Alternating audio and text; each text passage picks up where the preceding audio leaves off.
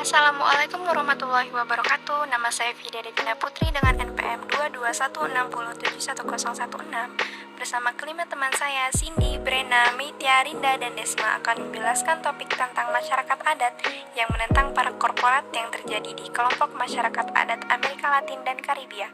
Tugas antropologi ini ditugaskan oleh Mas Iwan Sulistyo SOSMA. Selamat menyaksikan. Orang suku asli Amerika Latin telah bertekad untuk melindungi komunitas dan daerah teritoris mereka selama berabad-abad. Dan dalam proses itu, mereka telah membuktikan perannya dalam menjaga lingkungan, mengancam akan merambah tanah leluhur, mencemari sumber air, dan memecah belah masyarakat dengan pembangunan megaproyek. Perusahaan nasional dan multinasional telah lama merusak lingkungan dan hanya memanfaatkan masyarakat adat. Tetapi, masyarakat adat tidak tinggal diam, melainkan masyarakat Amerika Latin dan Karibia bersama-sama berupaya dalam melindungi masyarakat dan tanah mereka. Tepatnya pada tanggal 9 Agustus 2017 yang diperingati sebagai Hari Internasional Masyarakat Adat Sedunia, Latin America Project Interns merayakan pengelolaan lingkungan masyarakat adat di seluruh Amerika Latin. Selama bertahun-tahun, banyak kemenangan telah diraih oleh masyarakat adat yang telah menjaga hutan hujan dari deforestasi, sungai dari bendungan, dan lahan pertanian dari pertambangan. Keberhasilan legal yang dimenangkan oleh atau atas nama masyarakat adat ini seringkali merupakan hasil pertarungan melawan perusahaan atau pemerintah yang ditemukan tidak mematuhi Konvensi 169 dari Organisasi Perburuan Internasional HAK untuk konsultasi formal dan terbuka mengenai setiap proyek baru di tanah adat. Pada tahun 2014, kesehatan dan mata pencarian masyarakat Xinca, Guatemala, terancam oleh salah satu tambang perak terbesar di dunia. Pengoperasian tambang Escobal Tahoe Resource yang berkelanjutan akan mencemari sumber air masyarakat adat ini. Gugatan hukum yang diajukan atas nama Xinca memutuskan untuk menangguhkan izin pertambangan setelah menemukan bahwa Kementerian Energi dan Pertambangan gagal menghormati hak konsultasi masyarakat Xinca. Tahoe kehilangan lebih dari 40% dari nilai pasar sahamnya sebagai hasil jas.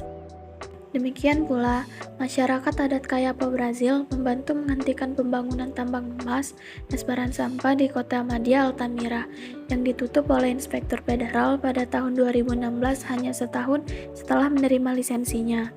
Pemerintah menghentikan proyek dan mendenda operatornya 50 juta reais atau 16 juta US dollar yang melanggar pembatasan deforestasi.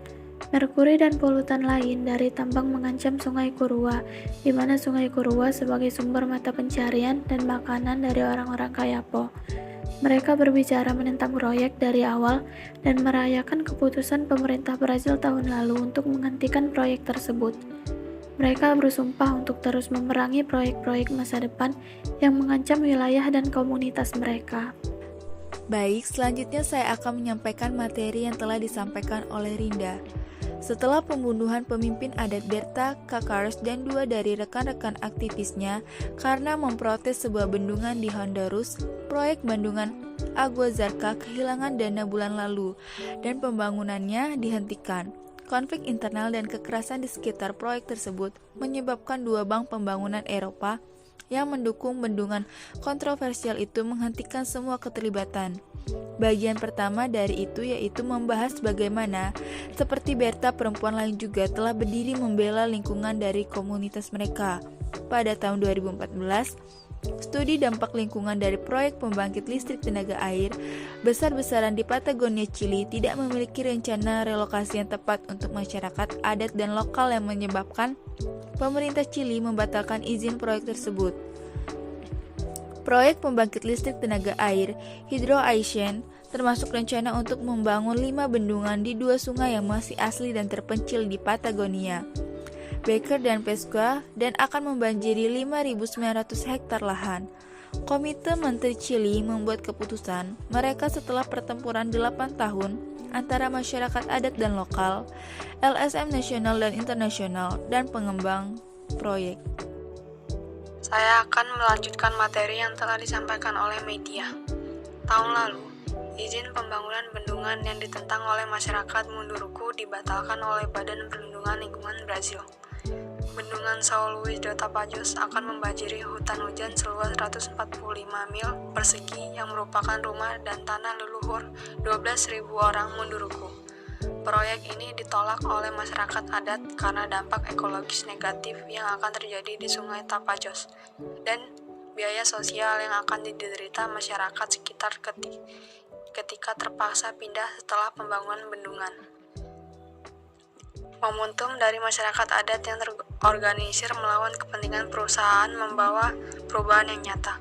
Potensi manfaat ekonomi dari mega proyek untuk negara-negara Amerika Latin dapat mengakibatkan pemerintah melihat ke arah lain pada peraturan tertentu untuk memungkinkan konstruksi proyek. Baik otoritas pemerintah maupun eksekutif perusahaan multinasional tidak akan mengalami dampak yang berpotensi menghancurkan dari proyek-proyek ini terdapat lingkungan lokal. Namun, masyarakat adat yang tinggal di daerah yang terkena dampak harus menghadapi konsekuensi nyata dan abadi setiap hari. Selanjutnya, materi akan disampaikan oleh Desma. Terima kasih. Sementara masyarakat adat seringkali berjumlah kecil dan tidak memiliki kekuatan politik. Tekad mereka untuk melindungi masyarakat dan wilayah mereka teguh dan mereka membuat perbedaan. Hari ini kami menyadari kesulitan banyak komunitas adat di seluruh Amerika Latin dalam menghadapi kepentingan perusahaan yang kuat. Hari ini kita merayakan kekuatan dan ketekunan para pria, wanita, dan anak-anak yang telah mempertaruhkan dan terkadang kehilangan hidup mereka dalam memperjuangkan keadilan. Meredith Brown sedang belajar sebagai kandidat 2018 untuk Magister Manajemen Lingkungan di Yale School of Studi Kehutanan dan Lingkungan. Dia menghabiskan tahun sarjana belajar di Santa Clara University di California dan mendapatkan gelar sarjana ganda, yaitu jurusan Ilmu Politik dan Studi Lingkungan. Setelah lulus, Meredith tinggal di Santiago, Chili, dan selama 5 tahun bekerja di sektor nirlaba. Selama di Chili, ia bekerja di kantor Oceana di Santiago dan The Nature Conservancy, di mana waktunya dihabiskan dengan fokus pada berbagai proyek filantropi dan konservasi di seluruh Amerika Selatan. Dan kini studinya saat ini menggunakan lensa keadilan lingkungan untuk fokus kepada sumber daya air tawar dan juga konservasi laut.